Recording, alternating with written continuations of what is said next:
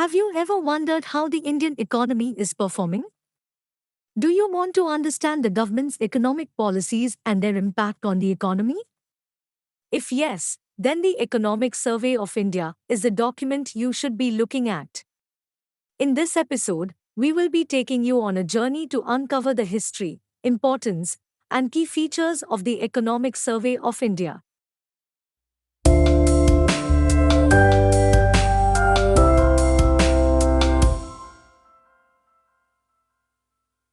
Let's look at the history of Economic Survey. Once upon a time, in 1950, the Indian government decided to introduce a comprehensive analysis of the Indian economy's performance. And thus, the Economic Survey of India was born. Over the years, the survey has evolved to become an essential document to understand the state of the Indian economy. Every year, the Ministry of Finance releases the survey, providing an overview of the economic performance and the current state of the economy. What does Economic Survey contains? The Economic Survey covers a wide range of topics, including macroeconomic indicators such as gross domestic product, GDP, inflation, and employment. It provides a comprehensive analysis of various sectors of the economy, such as agriculture, industry, and services, and highlights their performance over the past financial year. The survey also provides an outlook for the future and discusses the challenges and opportunities for the Indian economy. Now let's dive into important takeaways from Economic Survey of 2023. GDP growth. Recovery from COVID is complete, and India will continue to be the world's fastest-growing major economy. The Indian economy is undergoing a broad-based rebound across sectors as it recovers from the pandemic-induced contraction, the Russian-Ukrainian conflict, and inflation. It is positioned to return to the pre-pandemic growth path in financial year 23. India's GDP growth is expected to remain robust in financial year 23 at 7%. This follows an 8.7% growth in the previous financial year. GDP forecast for financial year 24 to be in the range of 6 to 6.8%. Economic Survey highlighted that the retail inflation is back within RBI's target range in November 2022, as the government adopted a multi-pronged approach to tame the increase in price levels.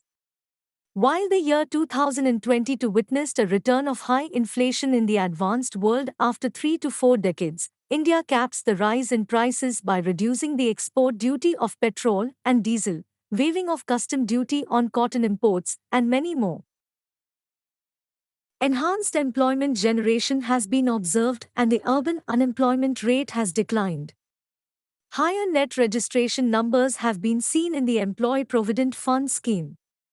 Labor markets have recovered beyond pre-COVID levels in both urban and rural areas, with unemployment rates falling from 5.8% in 2018 to 2019 to 4.2% in 2020 to 2021. Private investment in agriculture has increased to 9.3% in 2020 to 2021.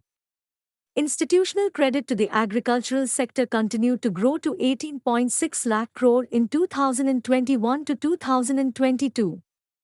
In terms of credit growth, institutional credit to the agricultural sector continued to grow to 18.6 lakh crore in 2021 to 2022.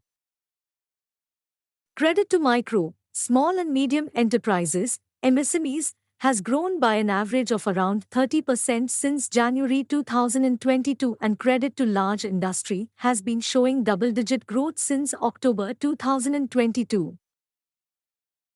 Foreign direct investment in the manufacturing sector moderated in the first half of financial year 23.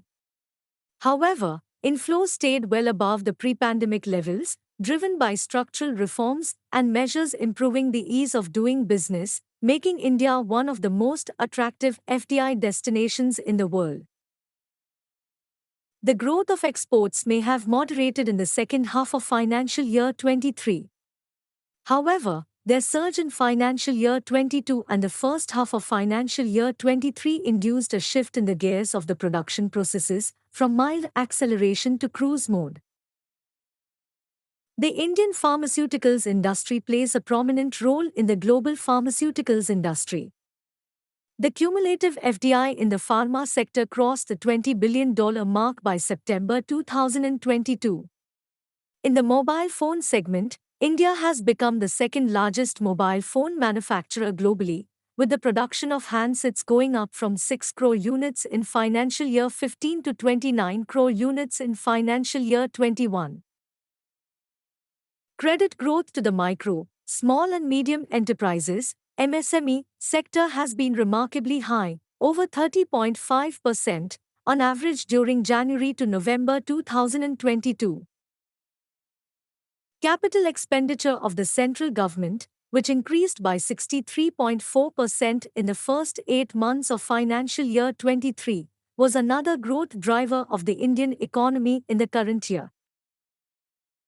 The economic survey cautions that the challenge of the depreciating rupee, although better performing than most other currencies, persists with the likelihood of further increases in policy rates by the US Fed. Remember, the economic survey is considered a key reference point for policymakers, economists, businesses, and the general public. It provides valuable insights into the economic performance and the current state of the economy, which helps policymakers make informed decisions. The survey also serves as a platform to discuss the government's economic policies and their impact on the economy. In short, the economic survey is a one-stop shop for anyone who wants to understand the Indian economy.